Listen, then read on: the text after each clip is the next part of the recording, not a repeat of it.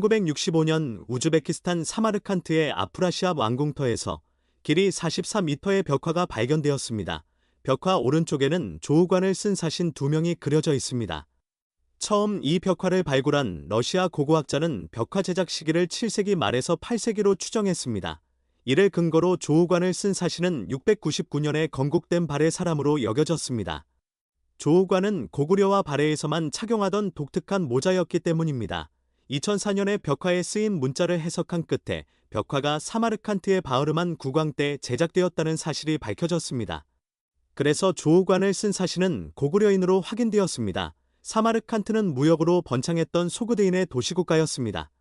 평양에서 출발해 초원기를 거쳐 사마르칸트까지 가는 거리는 약 6,000km입니다. 말을 타고 하루에 40 내지 50km로 가도 3-4개월이 걸립니다. 고구려 사신은 이렇게 먼 거리를 왜 가야 했을까요? 589년 수나라가 중국을 통일했습니다. 거의 300년 만에 통일왕조가 들어섰습니다. 이 사건은 고구려의 국가안보가 위협받는다는 것을 의미했습니다. 한나라 무제가 고조선을 친 것에서 알 수 있듯이 중국의 통일왕조가 들어서면 동쪽을 향해 군사를 일으켰습니다. 중원의 안전을 지키기 위해 주변 지역을 복속시키려고 했기 때문입니다. 충돌을 피할 수 있는 방법은 중국의 세계 전략에 순응하는 것입니다. 고구려는 그럴 수 없었습니다. 광개토 대왕비를 보면 고구려는 스스로 중국과 대등하다고 여기는 천하관을 갖고 있었습니다. 말갈과 거란, 신라백제 등 주변 지역을 아우르는 독자적인 세력권의 맹주라고 생각했습니다. 그래서 중국 황제 앞에 무릎을 꿇고 복종과 충성을 맹세할 수는 없었습니다. 607년 수나라 양제가 북쪽 변경 일대를 순행하다가 동돌골의 계민가한과 만났습니다. 이때 고구려 사신이 계민가한의 처소에 머물고 있는 것을 알게 되었습니다. 수나라는 고구려가 북방 세력과 손을 잡는 것에 불안감을 느꼈습니다. 수나라가 국력을 소모하면서 세 차례나 고구려 원정을 벌인 것에는 이런 불안감이 있었습니다. 수나라가 무리한 원정을 감행하다가 무너진 자리에 들어섰던 나라가 당나라입니다. 645년 3월 말 당태종은 군대를 이끌고 고구려로 진격했습니다. 한 달 반 만에 계모성, 백암성, 요동성 등 고구려의 주요 성체를 차례로 함락시켰습니다. 남은 목표는 전략적 요충지인 안시성이었습니다. 이곳만 수중에 넣으면 평양까지 빠르게 진격할 수 있었습니다. 영계소문은 15만 대군을 보내 안시성을 구원하려 했지만 주필산 전투에서 대패했습니다. 안시성은 고립무원에 빠졌습니다. 그런데 안시성을 포위한 당나라 군대가 40여일간 공격에 나서지 않았습니다.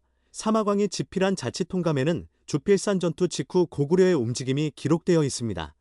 망리지는 사신을 설현타에 보냈다. 많은 선물을 주는 대가로 당을 공격하라고 제안했다. 이것이 안시성 전투의 결과를 바꾸어 놓았습니다. 이 무렵 몽골 고원에는 설현타라는 세력이 자리 잡고 있었습니다. 돌궐만큼 강하지는 않았지만 당나라의 변방을 괴롭힐 힘은 갖고 있었습니다. 설현타의 지도자인 진주가한은 당나라의 주력군은 안시성에 와 있으니 지금 당나라를 치면 이길 수 있다는 말에 솔깃했습니다. 설현타는 7월 중순경 당나라 북쪽 국경을 침공했습니다. 당태종은 황급히 병력을 보내 설현타의 군대를 막게 했습니다. 안시성을 눈앞에 두고 40여일간 꼼짝할 수 없었습니다. 안시성은 설현타 덕분에 소중한 시간을 벌었습니다. 설현타의 기습을 격퇴한 후에 당태종은 안시성을 다시 공격했습니다. 하지만 안시성의 필사적인 방어를 넘어서지 못했습니다. 당태종은 말머리를 돌렸습니다. 긴 보급선 때문에 군량이 부족해 장기간 공격을 이어갈 수 없었기 때문입니다. 영화나 드라마에서 고구려를 다룰 때에는 강력한 군사력과 스펙터클한 전투 장면을 앞세웁니다. 하지만 고구려는 군사 강국이기에 앞서 외교 강국이었습니다. 고구려의 흥망은 중국 왕조와 북방 세력을 다루는 외교술에 달려 있었기 때문입니다. 당나라는 북방의 유목민족에게 시달렸습니다. 돌궐은 6세기 중반부터 초원지대에서 빠르게 팽창했습니다.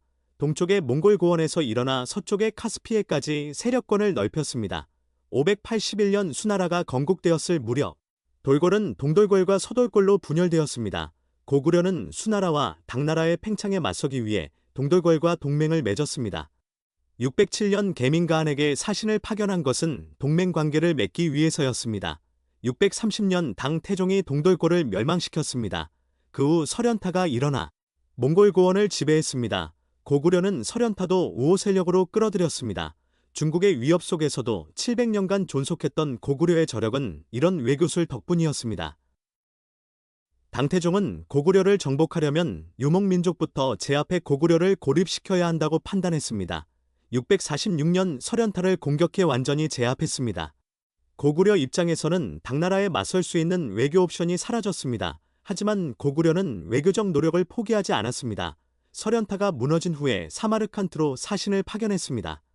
사마르칸트는 당시 고구려의 세계관에서 세계의 끝이나 다름없었습니다. 고구려 사신은 새로운 동맹 세력을 찾기 위해 아프라시압 왕궁까지 왔습니다. 하지만 고구려 사신은 별다른 소득을 거두지는 못했을 것입니다. 사마르칸트의 소구대인은 비단길과 초원길 덕분에 성장한 상인 세력이었습니다. 돈은 많았지만 당나라를 위협할 만한 군사력은 없었습니다. 고구려는 668년에 당나라의 공격을 받아 최후를 맞았습니다. 외교 공간을 상실한 고구려는 더 이상 군사강국이 아니었습니다. 이것이야말로 고구려의 역사에서 배워야 할 중요한 교훈입니다.